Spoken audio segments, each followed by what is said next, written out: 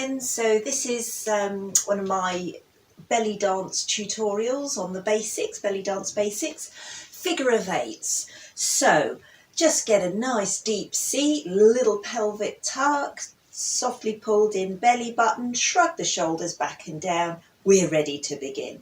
So with your basic figure of eight, horizontal figure of eight, just twist one hip forward and then sink all your weight into that hip and let that hip naturally swing back. All the weight is in this foot, in this side. Even your toes might curl up slightly.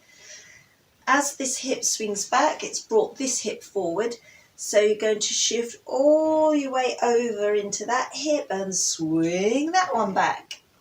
And it's naturally twisted back. Then you're going to swing your weight forward into this hip and then this hip. So it's easiest to get going with a nice wide open stance, feet flat to the floor, and you just twist forward, swing that hip back, shift the weight, swing that hip back, swing that hip back, swing that hip back. And what happens, you're naturally drawing a figure of eight, a horizontal figure of eight. What's missing? A bit of music. So, setting a nice slow pace, slow and slow and slow. This is my all-time favourite move for lower back. It feels so good. And don't worry if you hear some clunks and clicks from me. Okay, so just get that little perpetual rhythm going. And we're going to travel, so take a little step. If the travelling doesn't happen, don't worry, just get comfortable with the move on the spot. So keep it deep and soft in the knees to get a little bit of freedom of movement. Okay, and do a little bit more travelling. Because you naturally shift your weight from side to side, stepping, even though it might feel awkward, it's actually quite natural to just step as you shift. Swing one hip back, swing the other hip back.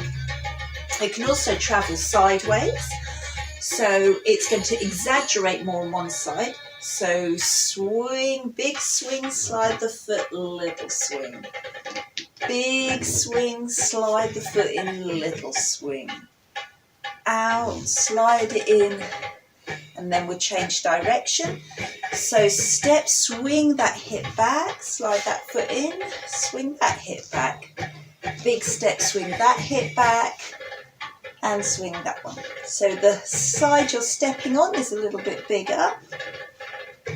So when you're travelling, take little steps. Don't try and go too fast, then you can concentrate on your hips. So we're going to come forward and back, side to side.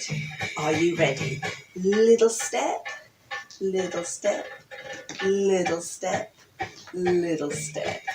Just concentrate on swinging those hips back. Let your natural body weight carry those hips. Now we're going to travel to the side, so step, swing it back, big hip, little hip swing, big hip swing, little hip swing.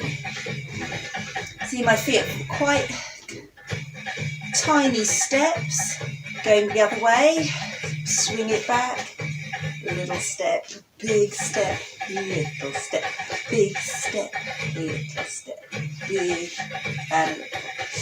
Okay, so there's a reverse version, which is my preferred. So rather than swinging your hips back, we're going to swing them forward. So start with your hip tilted back and then just swoop all that hip forward until you're halfway. Shift the weight into the other hip boom, and then swing that hip forward. Shift the weight into that back leg, swing it forward. You might find hands on hips helps. Shift the weight back, swing it forward.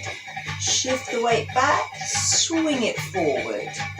Shift the weight back, swing forward. Shift the weight back, swing forward. And then just join it up in a smooth, fluid motion, figure of 8. Move slightly different muscles. I find if my arms are held above, it gives my waist muscles a bit more range to move.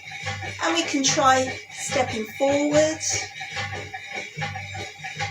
Again, if the travelling is a bit challenging, just practice on the spot.